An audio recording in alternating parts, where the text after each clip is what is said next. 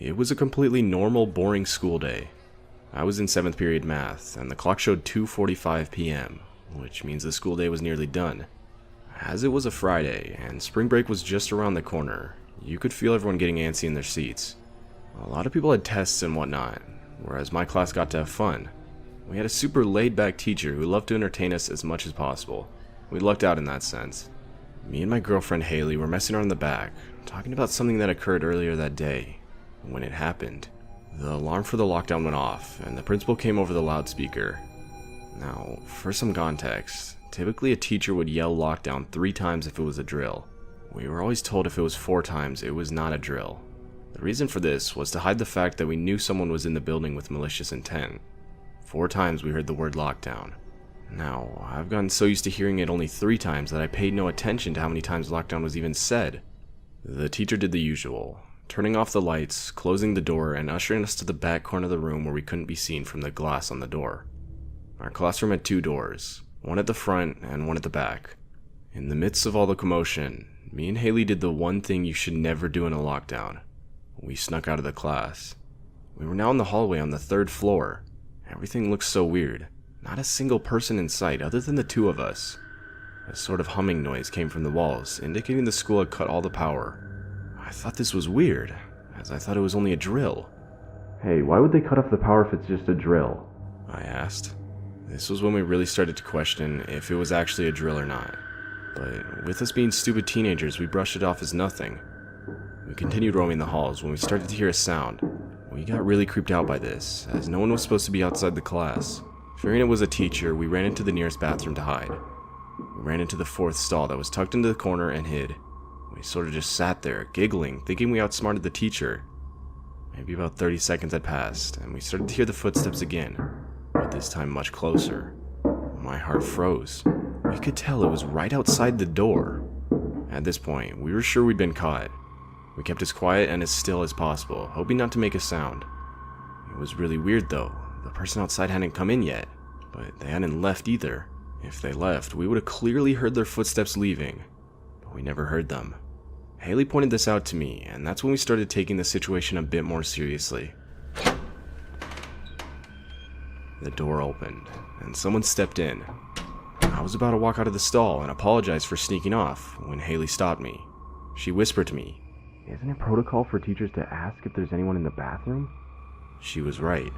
This wasn't normal teacher behavior, and that's when the heart-dropping realization hit us. Whoever was in the bathroom with us wasn't a teacher. While contemplating what to do, the silence was broken. "I know you're in there." My heart dropped as the person said that. The voice was younger, and it obviously wasn't a teacher. We were practically crying at this point, unable to hold it back. The guy was now directly in front of the stall door. He started pounding on the door and screaming like a madman.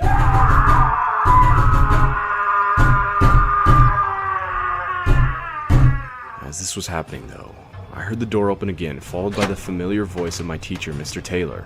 "Hey, what the hell are you doing?" I heard a scuffle outside, and I immediately rushed to aid my teacher. Eventually we got the guy held down and the cops were called. Apparently, the man was an escapee from a mental asylum near the school, and thankfully, no one got hurt.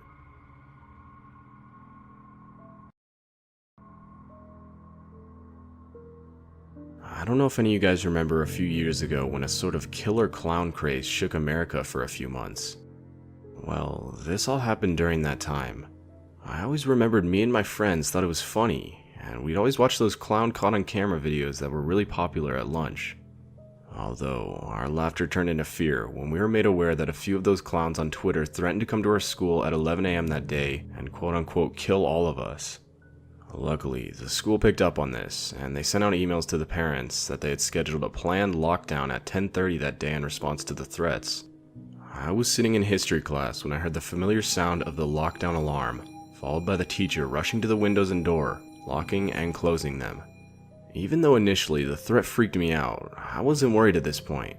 I reasoned that it was most likely just another blank threat online, and that nothing would happen.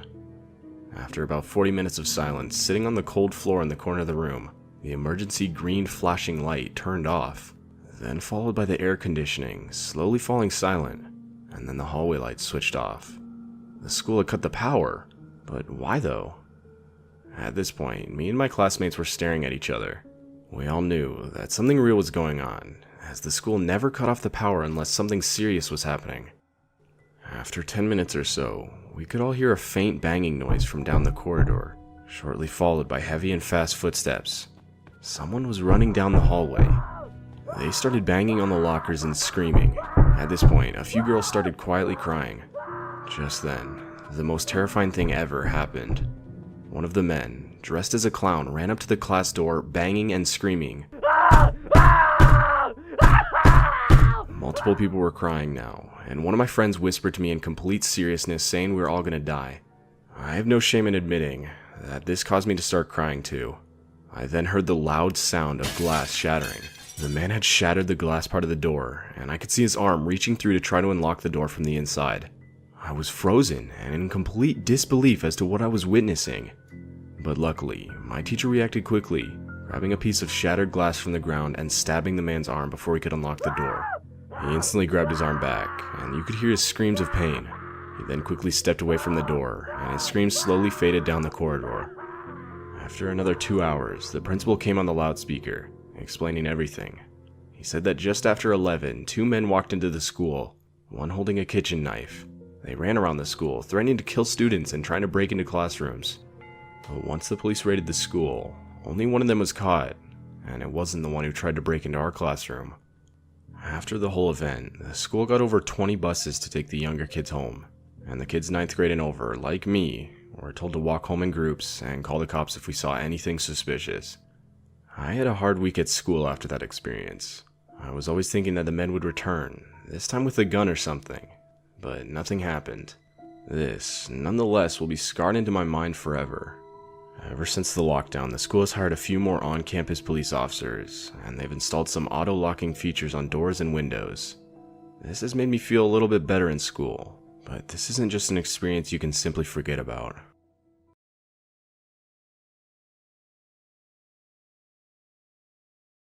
I live in the middle of nowhere. The school I go to has maybe 500 students in total. It's enough for everyone to know everyone's name. Regardless, this day our school went on lockdown. That familiar, yet eerie chime of our principal's voice saying to remain in our classes until further notice rang through the building over the intercoms.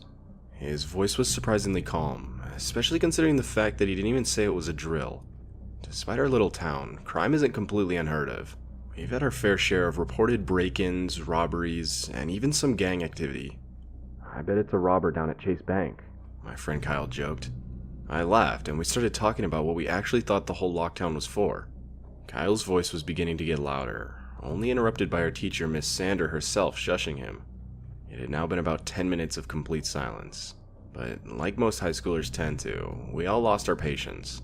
Everyone was now talking softly to whoever they were sitting next to at this point. Just then, we all heard it. Footsteps.